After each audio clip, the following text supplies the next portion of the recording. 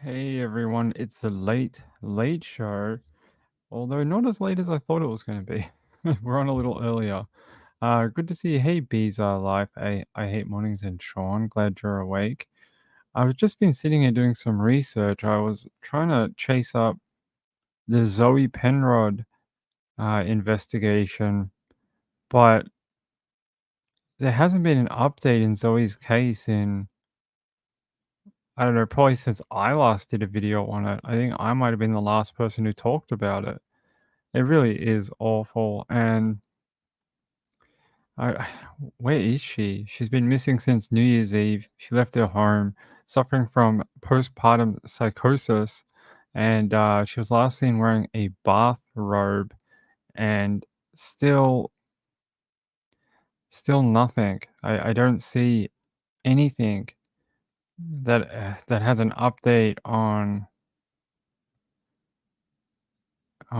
like, what happened to her. Is there Yeah, people are asking on the Facebook page. I can show you. Like, people are asking, like, "Any update on this? Any update on Zoe?" Like, yeah. So this was Zoe Penrod when they did the search for it. Maybe I can alter this. Hold on. Let's fix this. All right, there we go. That's better. All right. So it says, like, there was a grassroots search for the missing 39-year-old Zoe Penrod. It was conducted near Maya's flat. Um, Today marks a week since Zoe Penrod reportedly walked away from her Myers flat home on New Year's Eve and was subsequently reported missing by her fiance Dave. But since then, is this the last search that they did for her? Like, everyone's like, what are the limitations of the case? They talk about these limitations.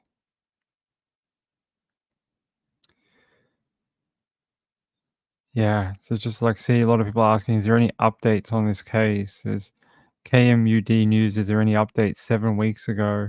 Unfortunately, no, I do not. I do know that investigators are actively seeking information, though no significant update has been revealed. So apparently, no, and that was 2 months ago. So I don't. It's really sad. I really wish there was something we could do for her husband. It's really horrible. She's been missing. She was suffering from postpartum psychosis, and she had been having voices call to her. They were calling to her to tell her to come outside, apparently, even mimicking her own voice or voices of loved ones and friends. They were mimicking these voices inside her head, telling her to come outside and walk into the bush. So, yeah, probably 38, I think. She would have been 38 at the time because the baby was a few months old, and I think she just had a birthday, so she might have been around 38. That's not even that old to have a baby. I've seen ladies have babies at 48, so it's not that bad. But I think she was, yeah, she probably had around 38 years old. Yeah, because her son, yeah, 5 months old, so I think she had a birthday before then. So she got pregnant probably when she was 37. So, yeah, it's just they're very, when you get those weird time gaps where they seem it's, like, close together, but it's really not. So I think it was just, over the course of 1 year, but she had, like, 2 birthdays in that period of time. Um, yeah, that's it. Yeah, I'll put her thing back up on the screen. Zoe Penrod has been missing since New Year's Eve. Have no idea where she is. No, people believe she may have walked into the forest, and unfortunately, there are predators in that forest. Not predators like sex predators. Predators like the ones that have claws and fangs and will eat you. That type of predator. I can't find anything else on her. It's really sad. I was hoping we'd have some sort of big update about her, but yeah, here's another photo of Zoe. Just a few weeks before her disappearance, this was taken. And here's the last known, like what they call ground truth, or proof of life. This is this is a photo of her taken from a security camera, and as you can see, she's wearing a dressing gown. So she's fled her home. Apparently, she fled her home when her husband went to attend to the baby, and as she went to attend to the baby, she, while he was distracted, she ran from the home. So, I don't know. Well, in that Facebook post, I can see dogs. I think I did see, canines, but they had a big search effort here, you guys can see. They had a fairly large search team looking for her, family, friends, locals. They had a desk for people to log in, and but since that day, look at all these friendly people who just wanna help. Each and every one of these people in this photo, thank you for being great people. You know, what are they called? They're called the Southern Humboldt Technical Rescue Team. Thumbs up to those guys, all wanting to try find a missing woman, Zoe Penrod.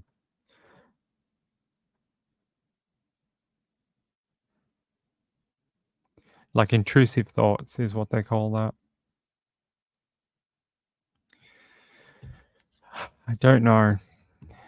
There's been very, very little updates about anything to do with Zoe. Um, Let me see if I can find anything in the last month.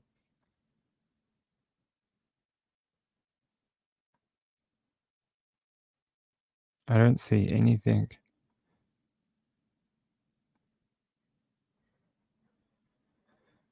I'm just having a look at she may be suffering from postpartum psychosis. She left her 5-month-old baby with the father, wandered away from her home near Myers Flat on December 31st. Still hasn't been found. So apparently there was 2 grassroots search parties organized, although they did not find her. There was a possible interaction with her near Loletta, and she may be utilizing homeless camps. Some sightings indicate she may have hitchhiked north, but it's not confirmed. Apparently, police have now stopped all ground searches for Zoe. Yeah, a lot of people complaining about lack of effort and information in finding her. I don't have any other update, unfortunately. The other one I was looking into was Anna Knezovic, the lady who went missing in Spain, and I don't have an update on her either. Basically, nothing has happened.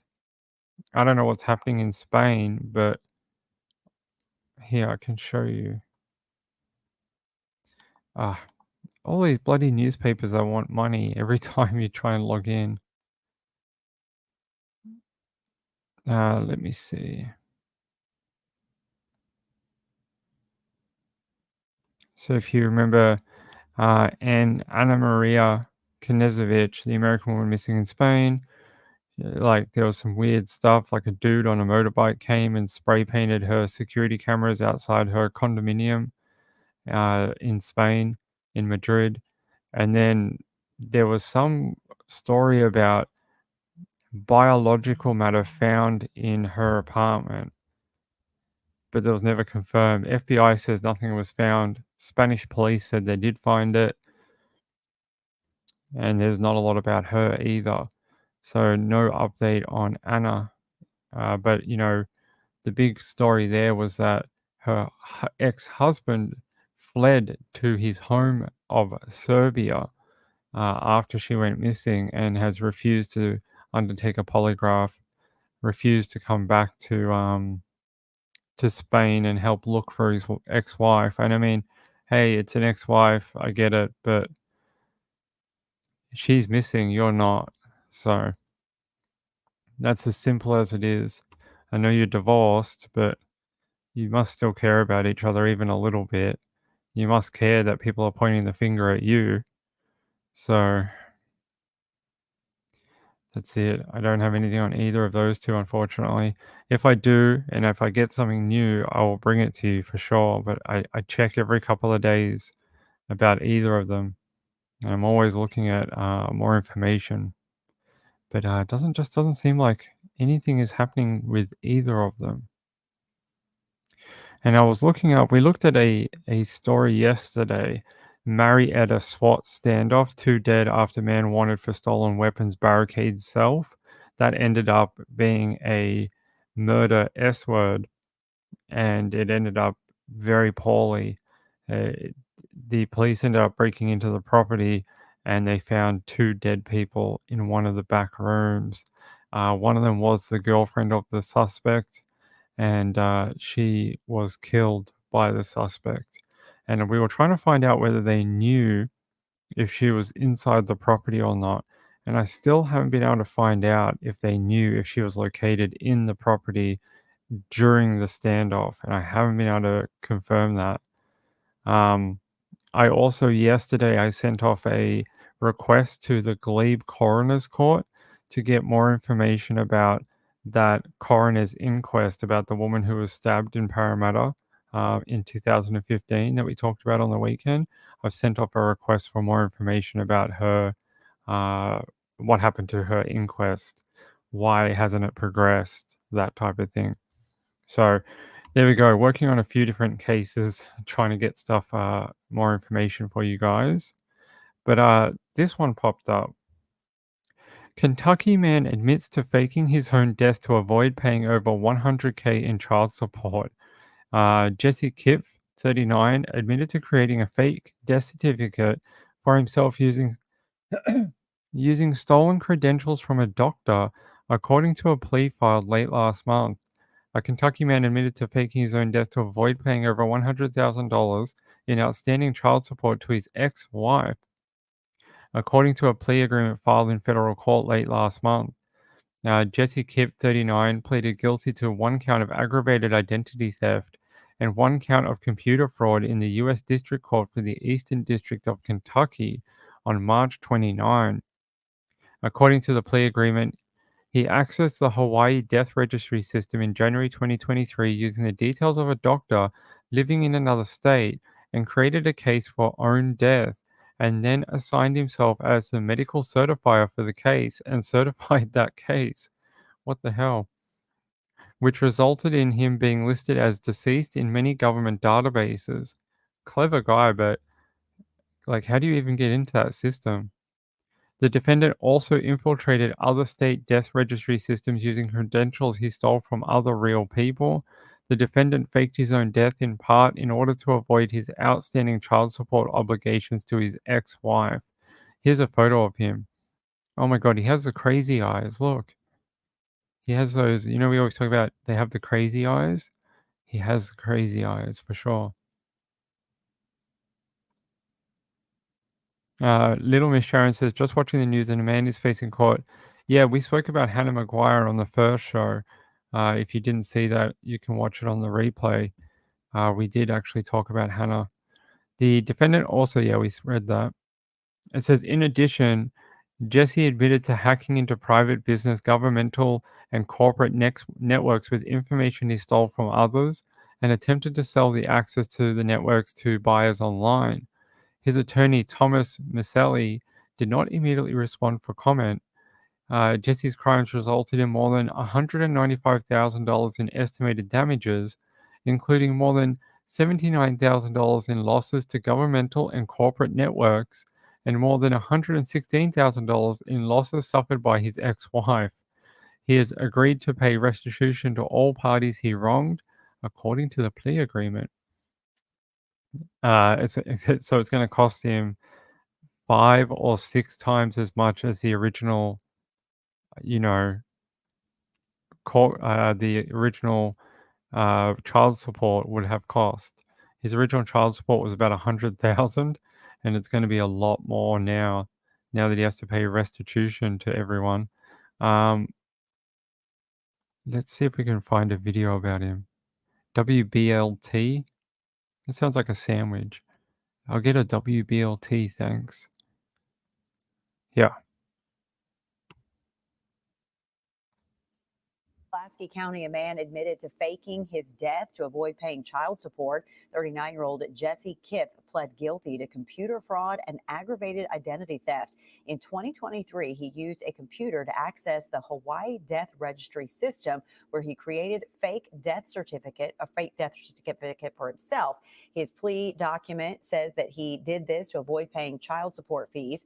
He was initially charged with multiple counts of computer fraud and identity theft, but many of those were dropped in the plea deal. Now he owes more than $200,000 to various agencies. He will appear in court in Frankfurt next Friday. What a silly, silly man. You tried to get out of a 100K debt of child support and ended up putting yourself into even more debt with the government. So, you know, plan your crimes wisely, people. Plan your crimes wisely. Um,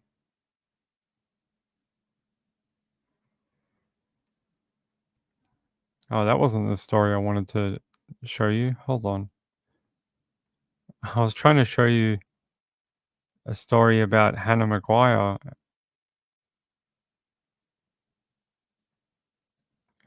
Actually, what the hell? Raymond Terrace, which is on the New South Wales north coast. I actually have been to Raymond Terrace a bunch of times on my way to Port Macquarie.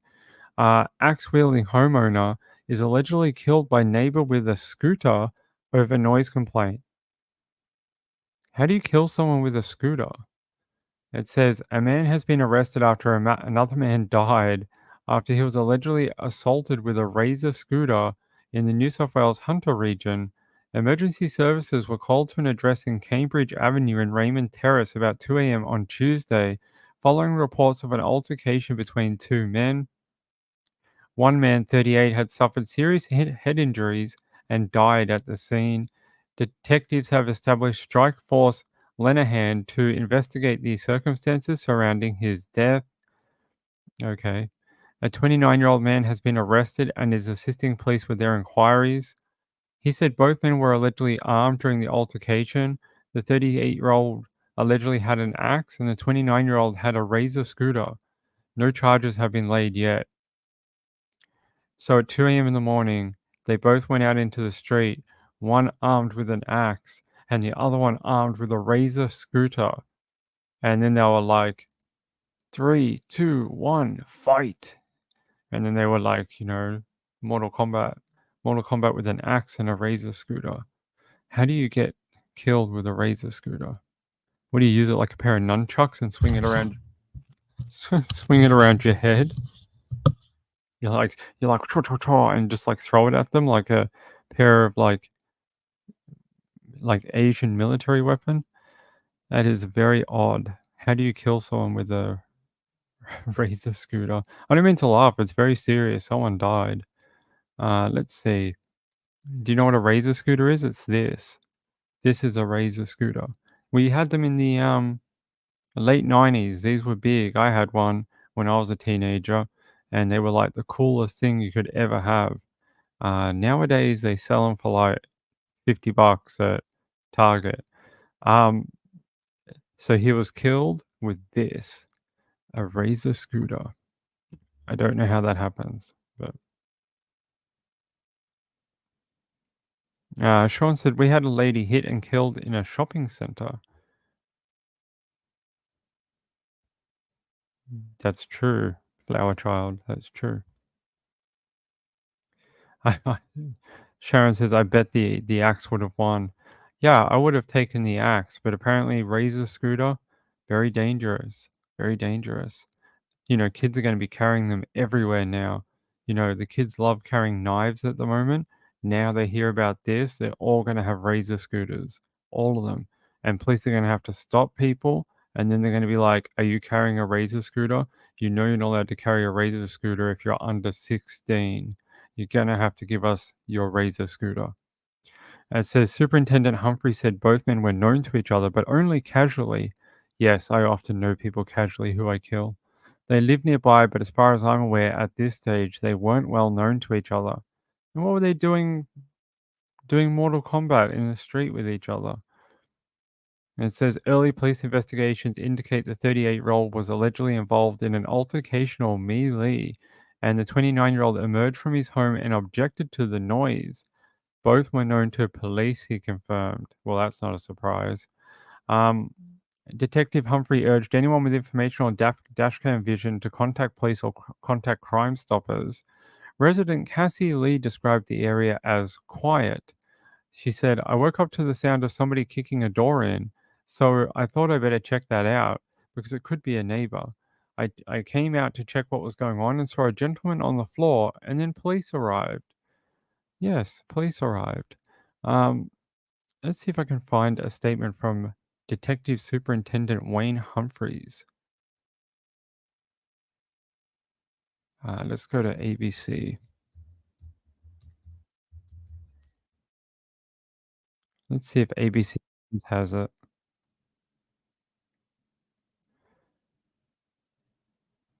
Do they have a thing about a dude being killed with a Razor scooter? No. No, they don't. Hold on. Let's see if I can find it anywhere else. Oh, the New South Wales Police have it. This is the New South Wales Police webpage. It says a man remains in police custody after another man died following an assault in the Hunter region overnight. Just before 2 a.m., emergency services were called to Cambridge Avenue, Raymond Terrace, following reports a man was found with serious head injuries. Well, yes, you get hit with a scooter, you probably do get head injuries. It says New South Wales ambulance paramedics attended and treated a 38-year-old man. However, he died at the scene. As part of the inquiries, police arrested a 29-year-old man nearby. He was taken to Raymond Terrace Police Station before being transferred to Maitland Hospital for assessment. A crime scene has been established as police investigate the circumstances surrounding the man's death. Okay. Man dies after assaulted. I really want to find the superintendent talking. Let's see.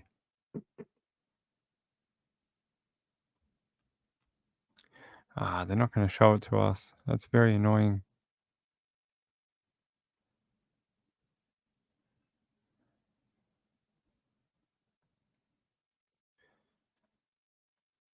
Let's see if it's on the Port Stephens District webpage. No. Let me see. Raymond Terrace.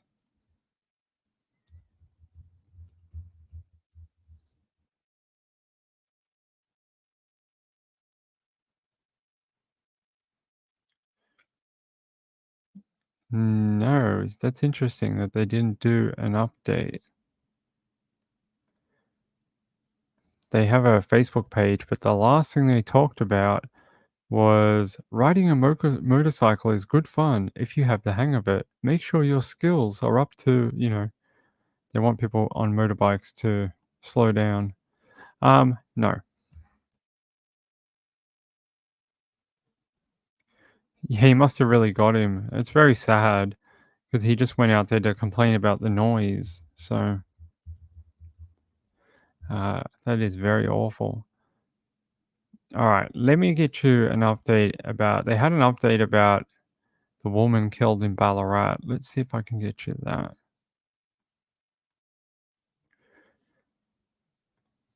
21-year-old man charged with the murder of 23-year-old Hannah Maguire has faced court in Ballarat. For more, reporter Lexi Junowik joins us now. Hi again, Lexi. What happened in court? Good morning to you, Kath. Well, just a short time ago, 21-year-old Lachlan Young faced court here at Ballarat. He's the 21-year-old that's been charged with one count of murder over the death of 23-year-old Hannah Maguire on April 5. Now, during this court appearance, we heard that it is Mr. Young's first time in custody. During the hearing, he barely lifted his head from the dock. It was a glass-encased dock. He was flanked by two police guards. Also in the court were loved ones of Ms. Maguire. They could barely look at the accused as the hearing proceeded. We heard from the accused lawyer. As I mentioned, it's his first time in custody. And due to the nature of this charge being murder, the lawyer could not make an application for bail. We heard from police prosecution who described this case as an incredibly complex one. We heard that multiple crime scenes have been established and they're undergoing analysis as we speak. Police will also be analysing several items, including CCTV, and we've heard that DNA evidence needs to be obtained and also analysed. So, as I said, a very complex investigation that is getting underway as we speak. As for what comes next, Mr. Young will remain in custody. He'll undergo a mental health review there, and his next court appearance is set for September 19th for a That is a far date away, so he won't appear until September 19th, about 6 months away for his next court appearance. They love these big breaks between arrest and then committal hearing. It's become sort of a trend down here that they get at least, 4 to 6 months. It's become a bit of a, latest thing that all the cops are doing whenever they arrest someone, like, on a murder charge. Let me see.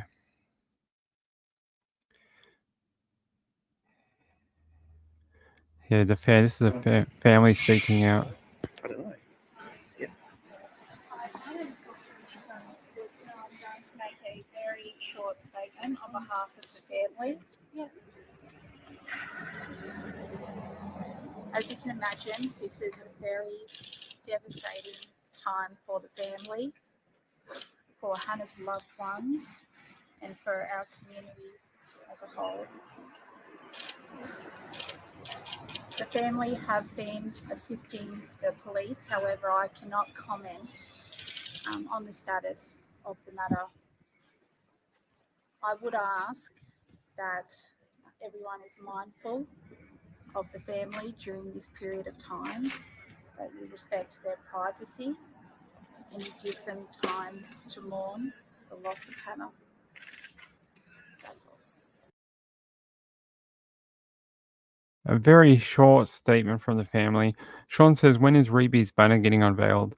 When we can actually get it put up and safe. So I bought, where are they? Yeah. I bought a whole stack of these are like those little they're like, what do you call these things? Like Velcro tabs. Like, these are those Velcro tabs that you can get to stick on the wall. And it fell down again and it actually damaged one of the corners on it. So now I'm so mad. It actually crumpled one of the corners when it fell, because we got it up and then we left it to see if it would last overnight. Came out in the morning and it had fallen. I don't know how we're going to get it up. I really want to show you. It's so pretty. And if we could have got it stuck up already, it would already be up and we'd have it there every day. I just can't figure out a way to hang the thing. We've tried the picture hangers. They didn't work. It fell off. We tried the Velcro ones. We thought these would be better because they can hold more weight. We put 3 of these on each corner and it still couldn't hold it. I don't know. I'm not sure what we're going to do. May have to just drill it into the wall with like some big screws and just screw it in and just patch it up when we move out and pretend like we didn't do that. Yeah, I think it's this material that this wall is made out of. I don't think it likes sticky, like, I don't think it likes anything that's that type of that, those temporary sticky things. We had the same problem in another room. We were trying to hang up a toilet, like one of those toilet roll holders, and we did the same thing and it kept falling, and we tried different sticky things and then it fell, and we tried a different brand and it fell. We ended up having to screw it into the wall. I'm not sure what they covered these walls with, but it's very hard to get stuff to stick to it. Yeah, I can show you guys tomorrow. I can't take it out now because it's so big. I need a second person. But I can show you guys tomorrow. We can have it unwrapped for you and show you. But it's like foam. It's like thin foam, and the front of it is paper. So you got to be so careful with it because it damages very easily. It's yeah, so it's either foam or like puffy cardboard, and then the front is like they've glued it on the front, like the photo's been like adhesive sprayed onto the front. So yeah, so it's about that thick. So if we could get If we could get it, it's about that thick. If we could get it on the wall, that'd be good. We'll find a way to do it because I want Reby to see it up because she spent a lot of money on it. It wasn't cheap to do that, and it was very kind of her. But it's so pretty. We've had it up a couple of times. When I went on Trisha's show the other week, we had it up for like 3 seconds and then it fell. And then we had to cut the stream short. But yeah, we'll find it. We'll find a way to do it. Maybe someone else has another way to stick stuff to walls that doesn't damage it. That would be handy. If someone else knows of a way. So yeah, we've tried these Commander Velcro. We've tried the Commander, just the sticky ones that don't have the Velcro. Both of those did not work. So yeah, let us know. Let us know if you have an idea. Reby had an idea, except that I can't use that. She showed me this thing that you could like clip onto it and then suspend it. And I was like, well, we can't drill into the walls here. We're not allowed to. So I can't drill anything, even though I say I'm going to drill it. No, we tried that. We tried Blue Tack too, and it sat for a little while, and then eventually the Blue Tack just gave out. The other thing is, it's sort of not flat, so you need something that's very strong, because when we did the Blue Tack, we kept having to push on the corners all the time because like it's sort of warped a little bit in the middle. It's got like a slight bend to it, and then we kept having to like try to push on each corner to get it to stick with the Blue Tack, and it didn't work very well.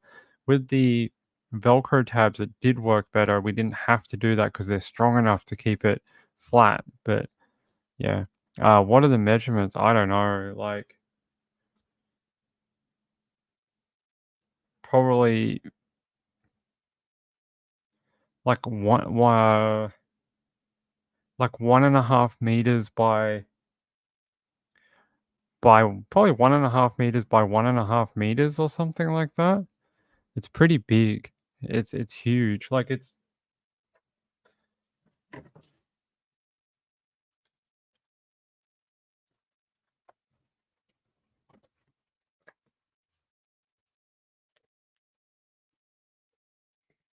there you go.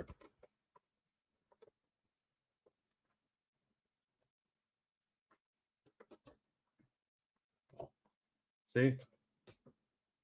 It's huge. See, it's quite large.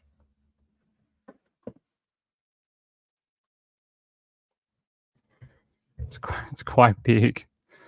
So there you go. Hey, Mad Magoo, how are you, buddy? Gorilla hooks. I have Gorilla tape here, which I love that stuff. It works so well. I will have a look at Gorilla hooks. Thank you. Yeah, it's quite large. Like it's at least 2 meters width and at least maybe 1.5 meters high or something. It's big. It covers almost this entire wall. It's large. That's why you need something really, and it's quite thick. So you need something it'll really hold it. So yeah, the two things we tried did not work, and I don't want to damage it anymore because the second time it dropped overnight when we thought we had it, it damaged it.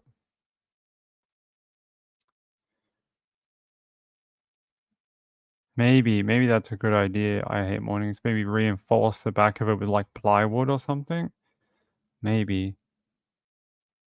It looks great. She did such a great. Maybe I can show you the photo. Hold on. Maybe I have the original photo that we used. Give me a second. Maybe I have it. Cause yeah, I do have it. Hold on. Is it this one she used or this one?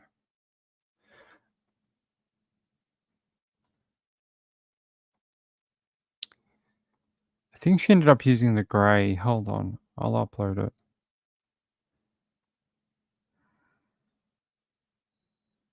Where is it? Yeah, it's this one.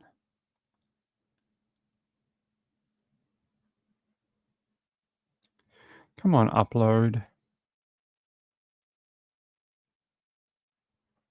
This is taking a while. Come on. Oh, there we go.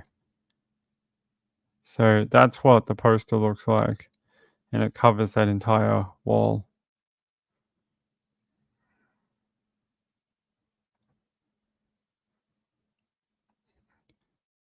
We will then watch you from the front. Yeah, I'll be in front of it. Yeah. She's not here. She's never here during the shows. She's not here. She doesn't come out. She doesn't come here until later. So yeah, there's the photo that Ruby did. So that's what it looks like. It's quite large.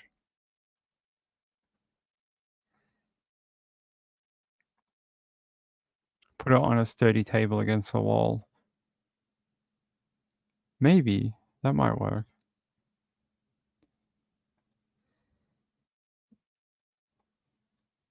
Maybe a small table or something.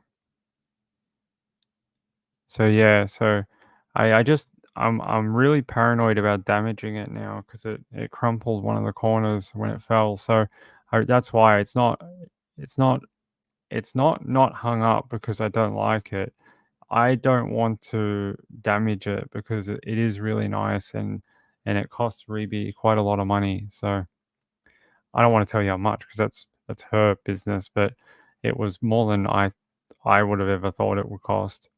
And it's really, really pretty. So I just don't want to break it. But yeah, there you go. There's that photo again. She did two. She did another one. Where's the other one? She did this other one too, which I like. But I think we liked both of them in the end. And then I said, just pick one because they were both pretty good. If I can find it. There was one that had more color. Had some more like peaches and pinks to it. There's that one too. So she made a couple of different versions of it. I think we ended up going with this one, right?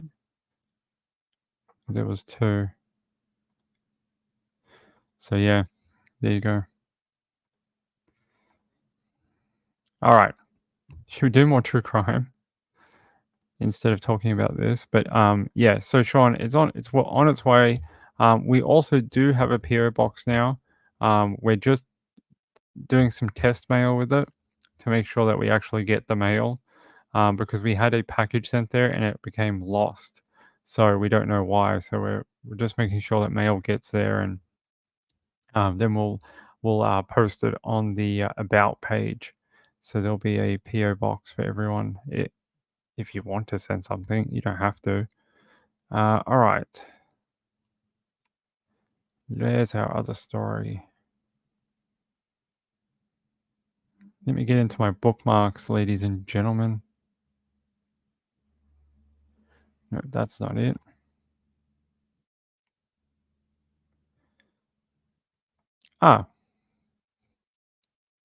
Here.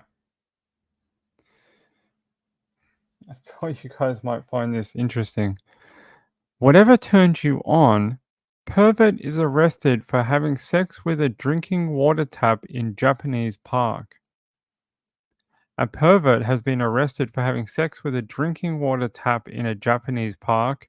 The 56-year-old man allegedly rubbed his rear against a drinking water tap in a park in the Setagaya district of Tokyo around 2:20 a.m. on April 1st. Maybe it was an April Fool's Day prank. He was arrested by police and admitted to the charge, reportedly saying that he did it to satisfy his sexual desire. Shortly after, during the same night, the man was caught by an officer as he was riding a bike naked from the hip down. Police initially arrested the man for public indecency after officers found a picture on his phone showing him naked in the park. And they've put these signs up saying, "Not in use, under repair." Well, you'd hope so. Once they discovered a picture of him rubbing his anus on the tap, they arrested him for property damage. Yes, much damage.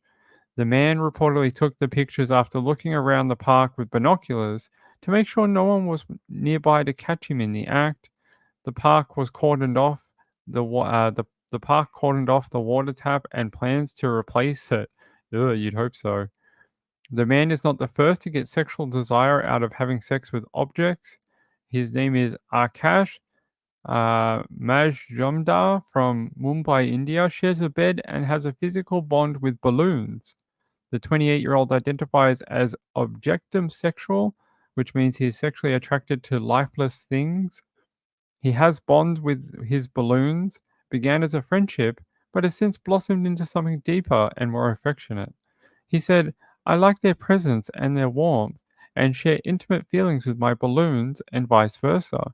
I make out with my balloons. When you fall in love, you spend a lot of time together and accept all kinds of flaws. Like that they pop, is that a flaw? Is the fact that they go pop, is that a flaw? It was it was faucet assault. Inflatosexual? Maybe. No, I think they're the people that have sex with sex dolls. The people that buy those inflatable dolls. I think that's what they are. Yes, bang. Is that a flaw when it goes pop? Or is that a feature? Is that a positive of the relationship? I'd have to ask him. Hey, you guys out there, don't yuck someone's yum. Hey, I see you. I see you guys. Laura T says she's never drinking from a water fountain ever again. Oh my god. I bookmarked that earlier and I was like, I'm gonna do that on the Late Show. I'm gonna scare everyone for the rest of their lives. Alright. Let's go back to some other more traditional true crime. Let me get my links, my million links.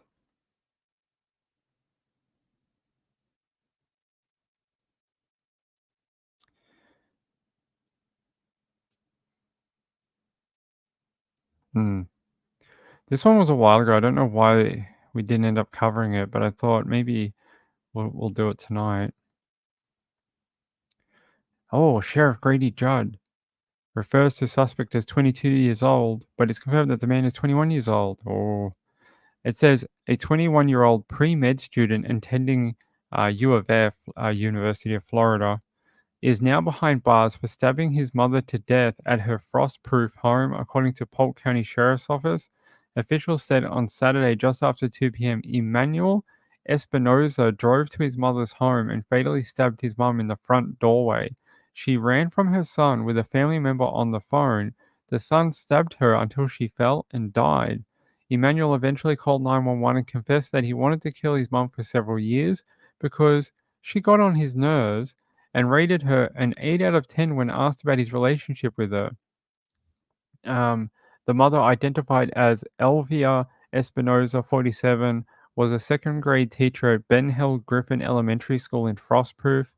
Her family, friends, students, and colleagues at the school and with Polk County Public Schools are all in our prayers, the sheriff said.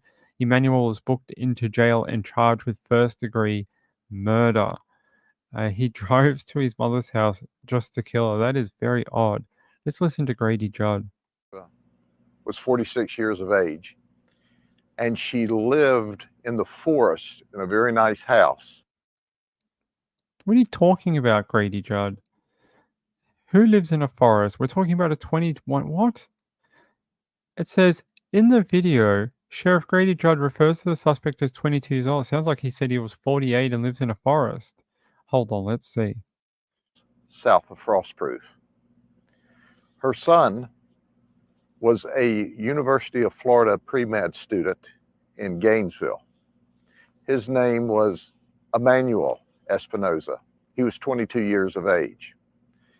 He was coming from Gainesville to Frostproof for a family event for a grandparent this weekend, and he asked his mom if he could stay with her. And she said, sure.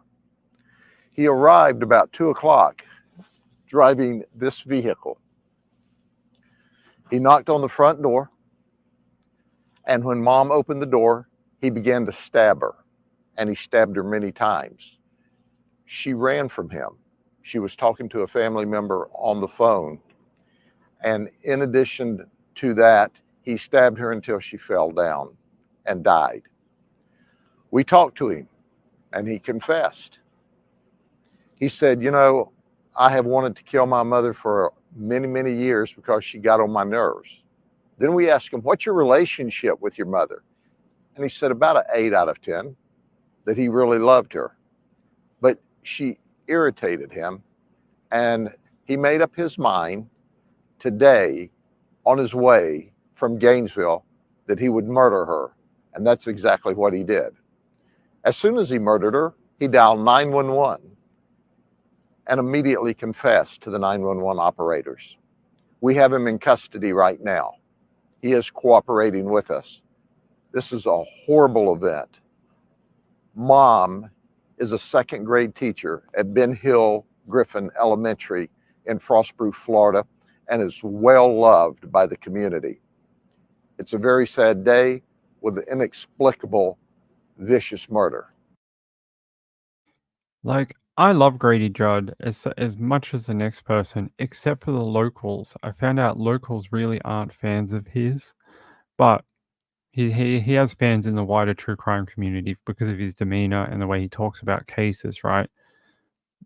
But is there no one else that can talk on behalf of the police or the sheriff's office? Like, he's like, oh, we had a murder in the county. He's like, I'll be there. I'll be there. I'll be there in 20 minutes. I'll do the press conference. Like, is there no other officers that work for this particular county that do talking? Or are they just not allowed to talk? Only Grady Judd is allowed to do the press conferences. It's a little odd, right? I mean, I like the way he talks, but I just find it interesting. Like, he's literally outside the property with the car in the background, and he's talking about the case. Yeah.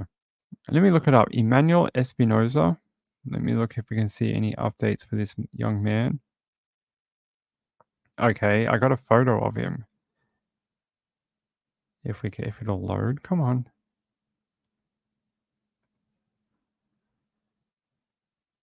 Yeah. A student to stab his mother to death. He told investigators he wanted to kill her for years because she annoyed him when he was younger. Polk County Sheriff's deputies say 21-year-old Emmanuel Espinoza stabbed his mother, 46-year-old Alvia Espinoza, 70 times at her home in Frostproof over the weekend. He was a pre-med student at UF and told authorities he used his knowledge of the human body to stab her in specific places to ensure she would bleed out. Deputies say he called them afterward to report the attack. Hello? Oh, yes, tell me exactly what happened. I help someone? Okay, I've got help on the way. Deputies say Espinoza was the 2020 Frostproof High School valedictorian. His mother was a second grade teacher at an elementary school in Polk County. He said that he had just been angry or not liked his mother for years and years. When we said, do you love her? He said, oh yeah, I love her. Do y'all get along? Yeah, 8 out of 10, we get along. But I've wanted to kill her for years. And I made up my mind as I drove from Gainesville, today is the day. Espinoza is charged with first-degree premeditated murder and tampering with evidence.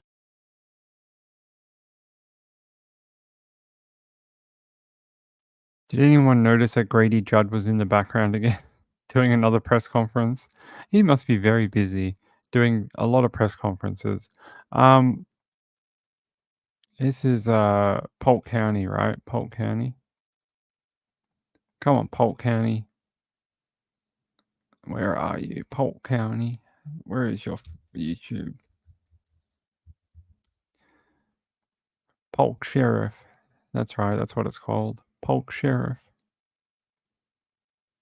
Yeah, here's Grady Judd. Grady Judd. Good afternoon, everyone. Thank you for being with me this afternoon. I've got two issues that I want to talk with you about, and they're both really, really tragic. First off, I want to introduce you to Elvia Espinoza. She's 46. She was a teacher at Ben Hill Griffin. She looks younger than he does. Am I the only one that thinks that? She looks really young for like her age, and the son looks old. Like, she looks quite like she aged very nicely. It's such a, what a horrible son to kill his mom, but what a beautiful lady. elementary school, a second grade teacher. She had 3 children. She's described as the perfect mother. She was a beloved teacher in the Frostproof area. She had 3 children, and her 3 children were remarkable. And then I want to introduce you to her youngest child, Emmanuel Espinoza. He's 21. He's known as Manny. He was the 2020 Frostproof valedictorian with a 4.5 GPA average. He was quoted at his high school graduation by saying, "High school was just one of the chapters out of the many we will have throughout our lives. We still have so much to accomplish in the future that will define what kind of legacy the class of 2020 will leave behind." That's right. He was described as being a genius, of being remarkably brilliant. He was a pre-med student in his 4th year at the University of Florida. The next chapter of his life was to be a medical doctor. And interestingly enough, he was the youngest of 3 children. Mom called on Saturday morning and said, "Manny, I haven't seen you in a while." They would text about every other day. "I'd like to come up to Gainesville to see you." And he said, "Well, Mom, I'm visiting grandfather this weekend. He has an event, so I'll be down your way." She said, "That's great. Why don't you stay with me at the house?" And he said, "Sure, I'd love to." He arrived at about 2 p.m. in the afternoon. And we're going to show a clip. He had put earbuds in his ear, and he was playing No Church in the Wow when he drove up to the house and knocked on the front door.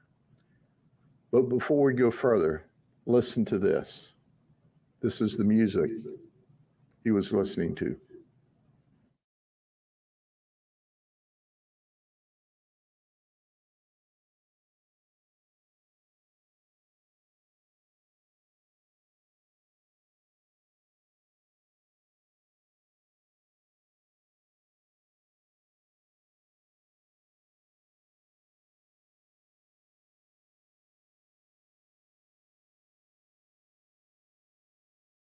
What are we listening to? Are we doing hand puppets?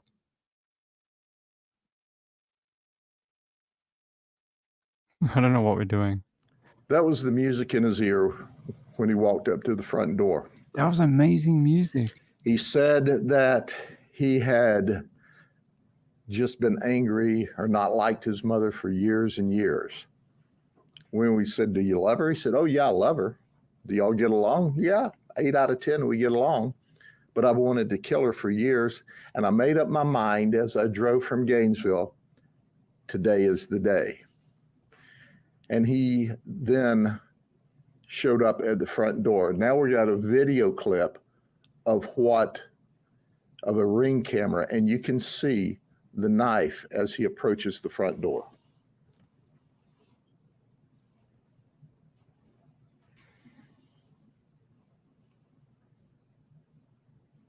Notice behind his back, there's the knife. He tried to open the door, and the door was locked, so he knocked on the door, and his beautiful mother was so excited to see her son, she opened the door. The second she opened the door, he charged in and started stabbing her. He made the statement that he knew where to stab her for maximum effect because of his biology classes. I think most people in life have a pretty good understanding of where to stab someone to kill them. I don't think that's like secret information. I think we're all pretty aware of what a jugular vein is, or like, the two veins on either side of the neck that provide blood to your head and brain or whatever. And most people know about the one on the inside of the thigh, those type of things. I mean, I just don't think it's not secret information that only a doctor would know who went to University of Florida. Maybe that's all they teach them there. I don't know. Um, the footage is quite disturbing. I mean, the fact that you can picture in your head what comes after this. You know, she's like, "Oh my god, my son," and he, did the deed. And I, I almost feel like it paints a picture of he was pressurized for a lot of his life to do like, I've seen it in immigrant families. They always want their kids to do well because they sacrifice so much to get to America or another country or whatever. They all have journeys that are very difficult. Um, even for second generation families or whatever, they all have things that they want their kids to do better. And I wonder if this is a case of him being pressurized since a young age. I mean, 4.5 GPA, that's that's hardcore. I mean, that's hard to do. And I just wonder if he'd just been so, pushed up against a wall by his parent or his mom for a long time. Got to do well at school, got to do well at school. It'll make you like better in that. It'll give you a good life. You become a doctor. I don't know. I've seen these a few times. I don't know if that's what it is. I have seen a few of these that go wrong because the kids can't handle the pressure and they end up resenting their parents, even though their parents just want them to do well because of the sacrifices that they have given to give their kids a good future. And but the kids don't see it that way. The kids see it that, oh, my parents just don't want me to be me. They just want me to be what they want. And you get this kind of explosion later on. Marilyn just says, never pressured my daughter. I think, I think guidance is one thing. Pressurizing to become the best of the best and all that. You really have to understand what kind of child you have, and it doesn't always work. Sometimes you get the opposite effect like this. But again, I don't know if that's what the cause was. I don't know. It kind of paints that picture, some of the information that, oh my God, it was his fourth year in med school and he was a 4.5 GPA. He was a valedictorian. He even did the farewell speech for his class or his year at school. Yeah, seems maybe, but we'll find out. But there's no need for him to murder his mom.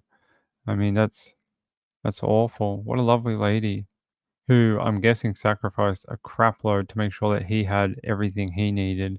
You know how privileged you have to be to go to college and stuff? It's hard. I mean, he may have got a scholarship because of his 4.5 GPA, but it's a lot. Yeah, so he wouldn't have even been finished. It would have been his fourth year of med, and then he would have had to have done a postgrad, and then who knows, done a PhD, whatever, probably done some sort of other medical school that he would have had to do another 4 years in, and then done some sort of like internship, like at a hospital as a fellow. Like they do like 12 years. It's a lot of, it's a very difficult field, but it's a lot of your life. A residency, yeah. Or some of them do like the fellowships. They can get into the fellowship programs at different hospitals. Yeah, it's sad, very sad. Hey, little Miss Sharon. She says I only see it in movies. I come from a poor background. What do you see in movies? The fact that I'm not sure. You let me know. I hear Morning says the residency is so hard. I don't begrudge anyone who's a doctor and makes a lot of money. I mean, they work so hard for it and, um oh, education, I get you. I get you. Yeah, they got such a crazy education and the things they have to do and how competitive it is. It's it's harder than a lot of other fields. Because I read something like, unless you're in, like, the top 4% of your class at university for doctorate, like, for to be a doctor, you basically will be useless. Like, you won't be able to get into the, PhD programs or the fellowship programs or stuff like that, and you just will not succeed, and you'll end up going to be, like, a GP or something. Like, you won't become, like, the top echelon of medical. Like, it's really competitive and it's hardcore, and I can't ever think of something worse. I Hate Morning says the hours and shifts can break them. Yeah. Yeah, I bet because a lot of them are probably on the crappy shifts when they're young. They're probably on, like, the nights or, like, the weekends or, you know, because 'cause they're the first in. They don't get the prime shifts, they don't get the cushy shifts because they're new. So they have to go through the hard stuff to get the good stuff. So, I don't know about this fella, but that paints quite a picture with that knife behind his back, doesn't it? Poor lady. I mean, she just thought she was seeing her son and that her son wanted to spend time with her. Do you know what mums always want? They don't want presents. They don't want gifts. They don't want pretty things. They want their kids to actually want to spend time with them. That's what they want. They want their kids to want to come home. They want their kids to want to have dinner with them. They want their kids to actually be interested in what they're doing. You know, not for borrowing money, not for stuff like that. They just want their kids to, you know, sit down and have a meal with them. That's it. And tell them how their life is going. That's what they want. You know, that's so sad because I bet you that's what she thought she was getting. She thought she was going to get some quality time with her kid. 70 times, is that what they said? I know they said it was quite a lot. Hold on, we'll find it. I stabbed his mother to death. Hold on, let's see.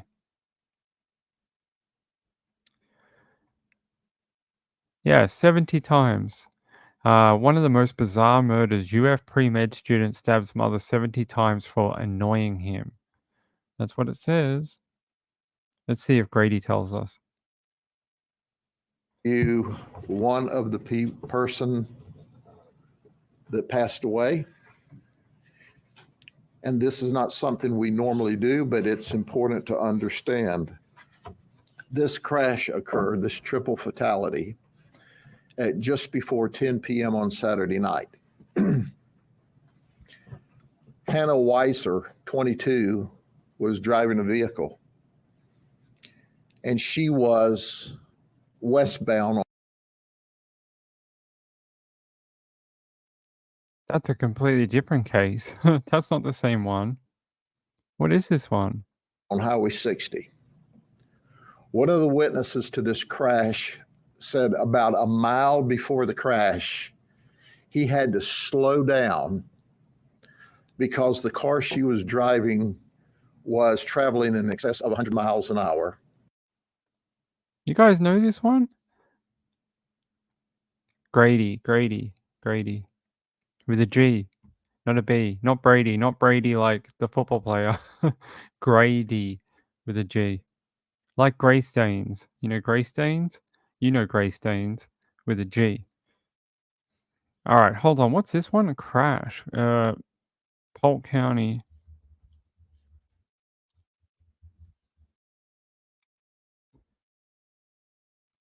Oh, here, I found it. Woman accused of causing triple fatal crash almost hit semi-truck head on moments earlier.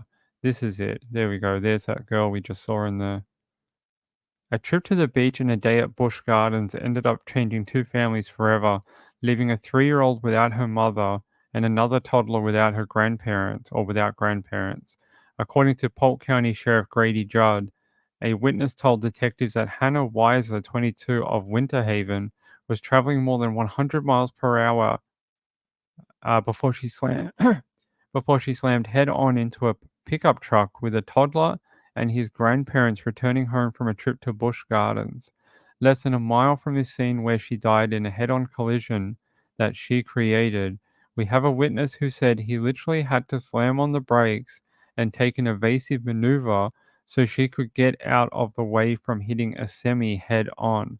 According to deputies, 22-year-old Hannah Weiser or Weezer of Winter Haven was driving a 2015 Ford Flex westbound on State Road 60 east of CR 630, shortly before 10 p.m. The sheriff's office says she was behind a blue Kia van that was being driven by tourists from England. According to deputies, the 22-year-old went into the eastbound lane to pass the Kia. As she was trying to pass the Kia, authorities say she hit a Ford F-150 truck head on. Weezer or Weiser or whatever her name is, along with 54-year-old Luis Rodriguez and 52-year-old Jomar Maldonado of Port St. Lucie, or Lucie? Yeah. Port St. Lucie died in the crash. So she killed like a whole bunch of people with one car. The couple's 3-year-old grandson, Jaden, was flown to Orlando Children's Hospital where he was treated and released. Deputies say the Kia hit Weezer's car after the crash but only had minor damage. The family from England were at River Ranch and heading back to their rental in Haines City.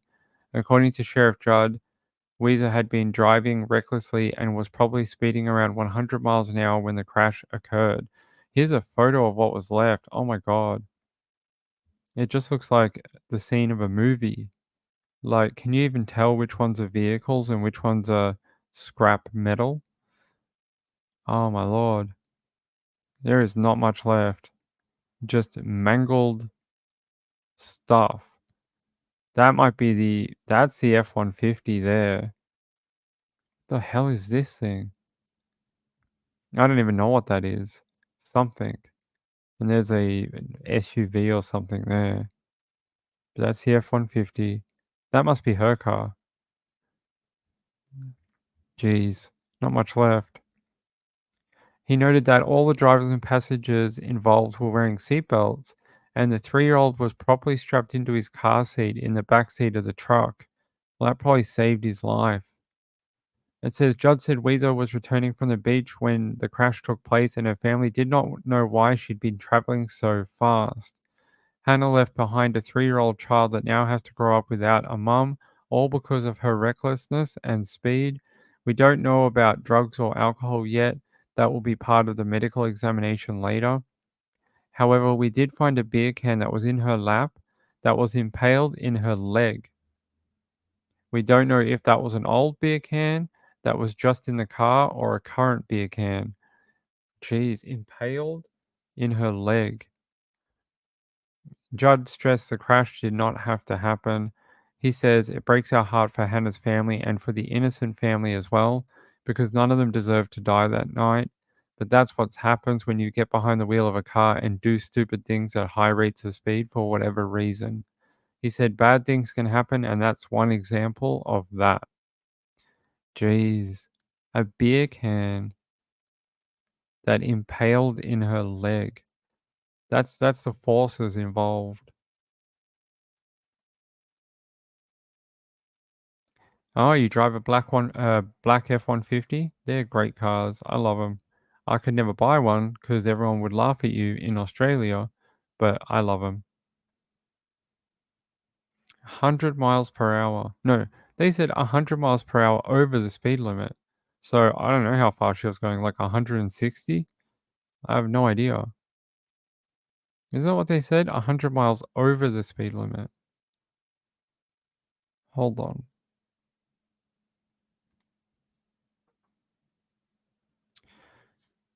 Oh, no.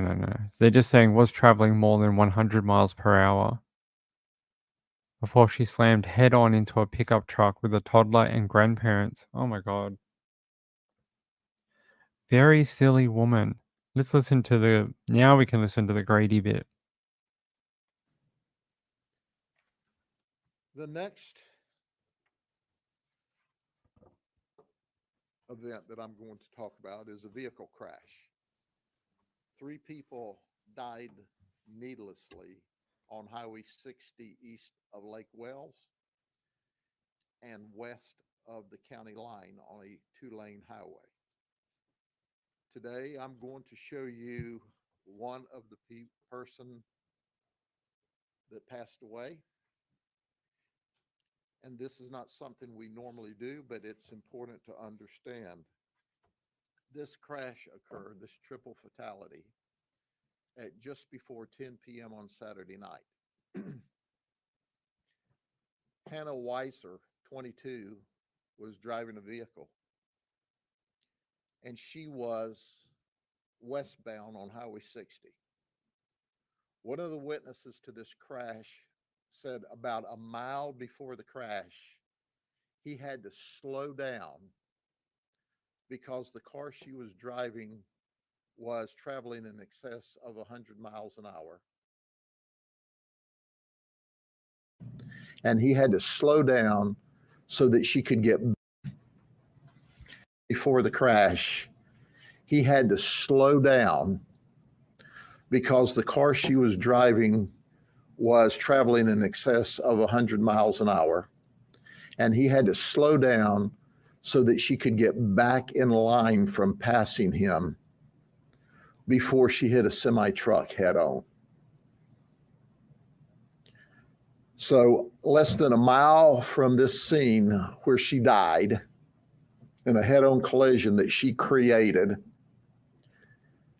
we have a witness that said, I literally had to slam on brakes and take an evasive maneuver so she could get out of the way from hitting a semi head on.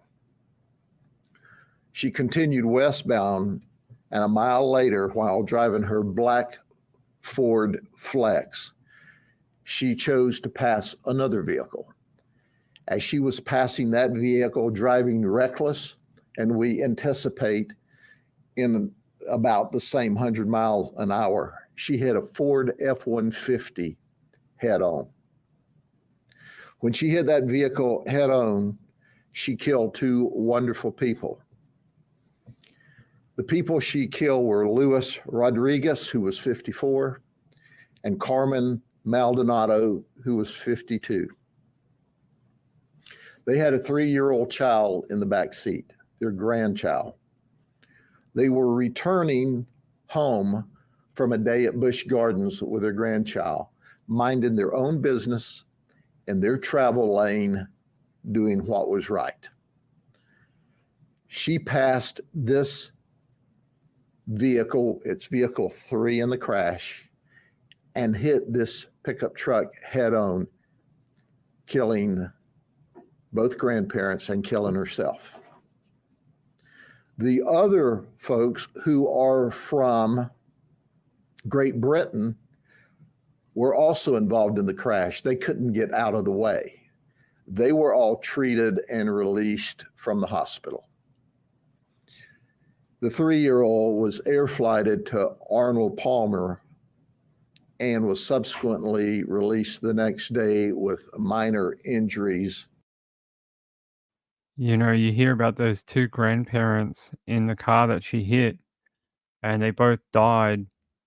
I'm sure they would have done anything to allow their grandson to survive, and he did, luckily, but they should never have had to die. Hey, Smelly Cat, how are you? I love that song. I'm a huge Friends fan. I've watched all the episodes about 1 million times. He speaks about 2 cases in one press conference. I don't know if I've ever witnessed that. I've watched a couple, like when he did the sex predators and the sting operation that they did, but I don't know if I've seen it before. Kathy says, I think that's why Hummers went away. My friend had one and she said she couldn't park it anywhere. Yeah, so in Australia, our lanes are smaller than your lanes in America. They're thinner. And same with the car parks. They're not made for Ford F-150s.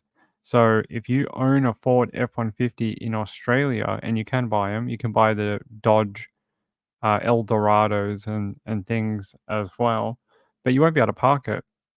You'll have to either take up 2 car parks, or you'll have to park diagonally across like 3 bays or whatever. Yeah, they don't fit here. You won't be able to turn corners. You won't be able to get in and out of like apartment building car parks. You won't be able to get in and out of anything because our roads and that weren't built for American sized trucks.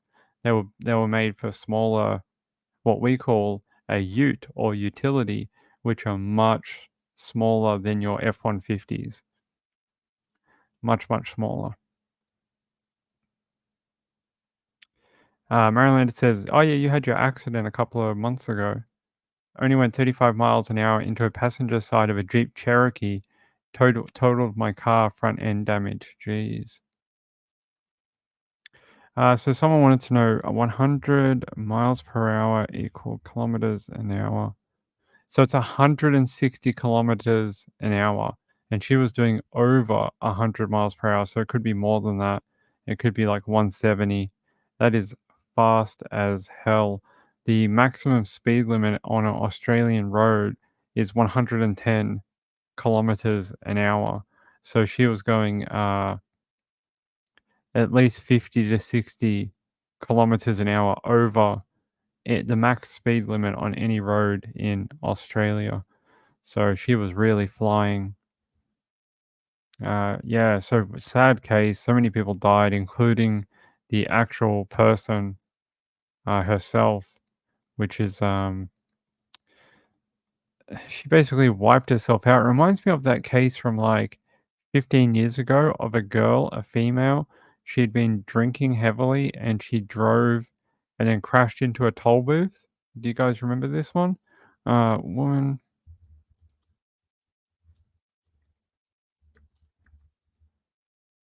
There was like a famous, Nikki Katasouras. Nikki Katasouras, this one. Reminds me of this one, that she lost control of her father's Porsche 911 Carrera and collided with a toll booth. Photos of her dead body, badly disfigured, were posted all over the internet and, were horrific. They're disgusting.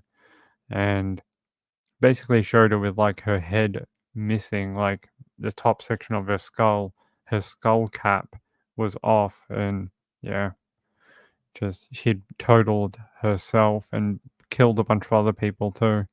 Reminds me of the same thing. Yeah, I mean you can have one, but you won't be able to drive it anywhere. It was raining pretty bad here earlier. It's sort of got better, but yeah, Sydney's going to be bad for a few days.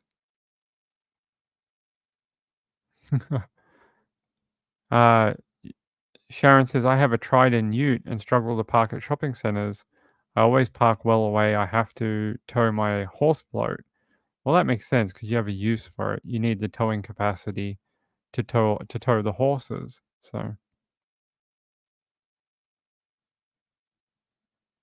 oh really? I Hate Morning said we had a case of a 110 mile per hour killed 4, seriously injured 3.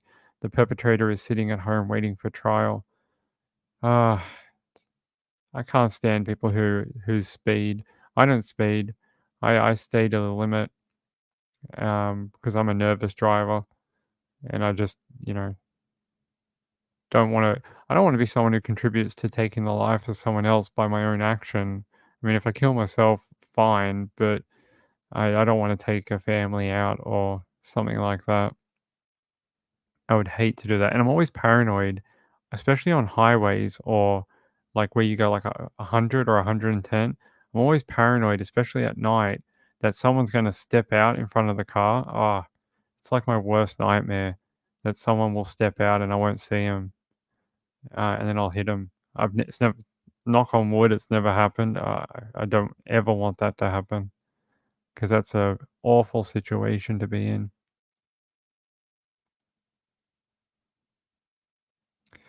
Juicy Jules. Hey, Juicy Jules. She must not know that we're on. She says, before the quake in San Diego, parrots were screeching. Thank you for that, Juicy Jules. I appreciate it. Drinking and driving does not mix. No. In America, what is the drink driving limit? In Australia, it's 0.02, 0.05. I can't remember. I don't drink, so drink driving. It's 0.05 in Australia, the BAC limit. What is it in the USA? 0.08. For drivers under 21, the legal limit is lower, with state limits ranging from 0 to 0.02. But for all drivers 21 years or older, your back limit can be 0.08. So what is 0? Yeah, how many drinks? You can have 4 standard drinks in America and still be okay to drive. Oh my god. In Australia, I think it's 2 standard drinks that you're allowed to have, and then you can drive. So, a bit of a difference between America and Australia. So, yeah, in Australia, I can only have 2 standard drinks. Females can have 1 standard drink because they have a different tolerance due to size, apparently. So, 0 in Scotland. Is it really? 0. I Hate Morning says it's 0 in my state if under 21. 0 for P-plate. Angela, is that really 0 if you're an adult over 21 in Scotland?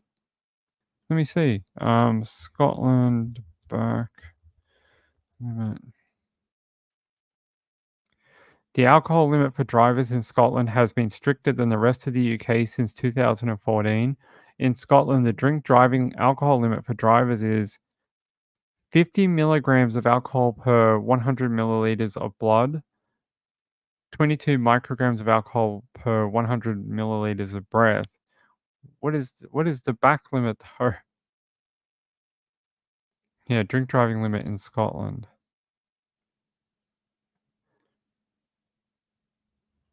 Oh. Drink driving limit in Scotland. Scotland has a zero tolerance approach to drink driving. How much can you drink when driving? You cannot safely drink any alcohol when driving. Alcohol affects everyone in a different way. 1 drink can put you over the limit. How many drinks equal to the limit? The limit is not how much you can drink when driving. It cannot be changed into drinks or units.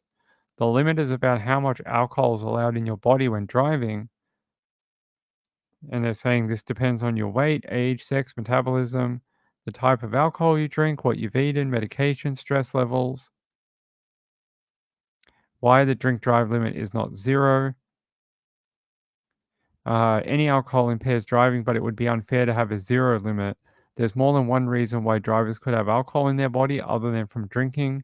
Yeah, you could have it from food or, like certain things can give you alcohol, mouthwash, medication, even some candy has alcohol in it. So that's interesting. The current limit is, it's interesting that they don't give you a back limit though, like a BAC limit. They just give it in these weird micrograms. You can have 22 micrograms of alcohol in 100 mils of breath, 50 micrograms of 50 micrograms of alcohol in 100 mil of blood, and 67 micrograms. Every time I think of micrograms, I think of LSD. 67 it's milligrams, not micro. The first one was micrograms. The other one was milligrams. And then this one is milligrams too. 67 milligrams in 100 mil of urine. I often keep my alcohol in my urine. It's where I like to keep my 67 milligrams of alcohol. Everybody processes alcohol in a different way. For example, 2 people who drink the same pint of beer can show different levels of alcohol in the body. Interesting. I never knew this about Scotland. That's good. I wonder if it has reduced the death toll on the Scottish roads or not.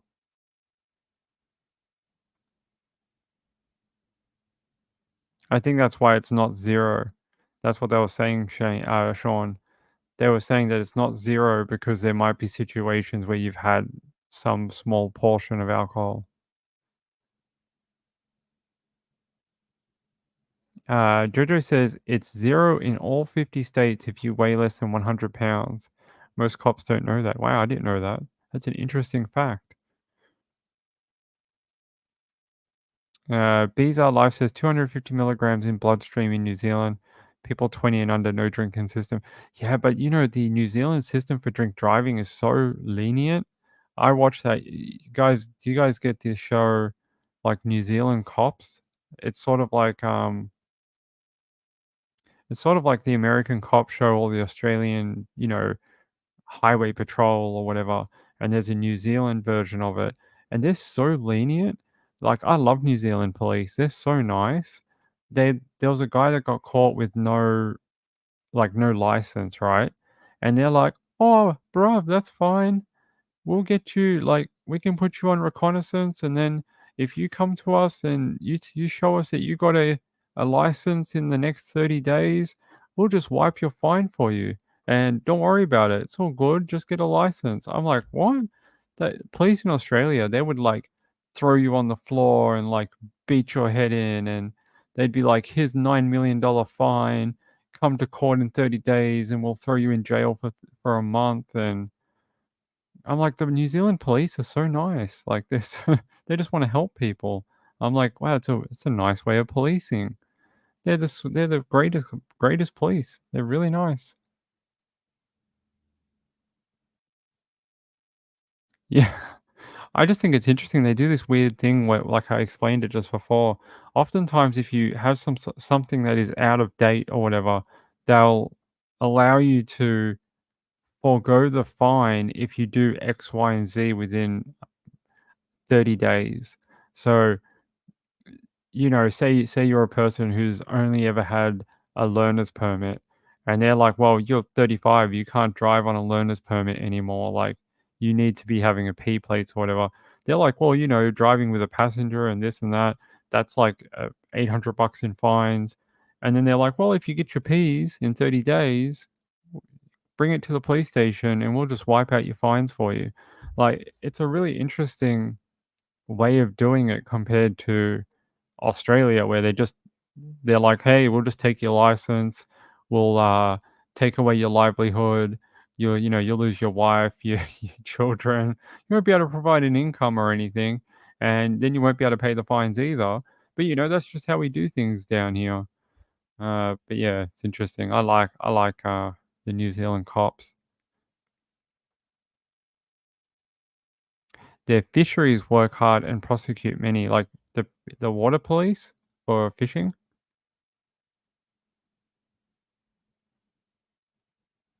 That's interesting, Jojo.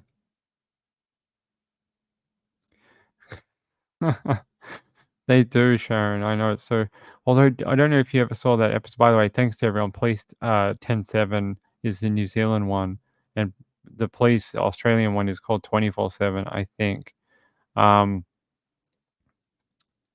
There was a really sad case I saw on that show in Australia. There was an older woman who had been driving at night, and she hit a pedestrian and killed them. And she was absolutely beside herself that she had killed someone. Like, she just couldn't process it. She's like, "What do you mean?" And they're like, "He died at the scene." And she's like, "I killed him." And they're like, "Yes, you killed him." And she just couldn't process it. It was the most horrific thing I've ever watched on a cop show. Really, really confronting to see that poor old lady understand that she had killed someone. Kathleen says, I've noticed they're a lot nicer when a camera is following them around for a show. You ever seen the Australian one? You should watch the Aussie one. They ain't nice to no one. They don't give anyone favors. They don't do anything. No, they'll just kick you up the ass and take your license and throw you in jail. The cops here in Australia, especially Victoria, are modeled after the New York City police. I don't know why, they decided that they were going to model themselves on New York cops, and they even have a similar uniform to the New York police. So Yeah, they'll call you an idiot, call you a dickhead. They'll call you all sorts of stuff. Yeah, they're pretty rough. Sometimes I just feel like in Australia, the outreach to the community could be a little better. I feel like sometimes we have to work as a community, especially in small suburbs and things like that. And good relationships with police go a long way to protecting the community. And I feel like there's a big barrier between community and police, especially right now. And that's a sad indictment on where we are as a society, especially down here in Melbourne. It would be better if you know, there was more outreach and community events where the cops were, a little relaxed and wanted to mingle and, form relationships and, get to know people but it doesn't happen anymore really. I mean, there is a couple of events, but they're far and few between. It's a shame because we're going through a massive crime wave down here at the moment. A guy actually, I'll show you. Bo Morris.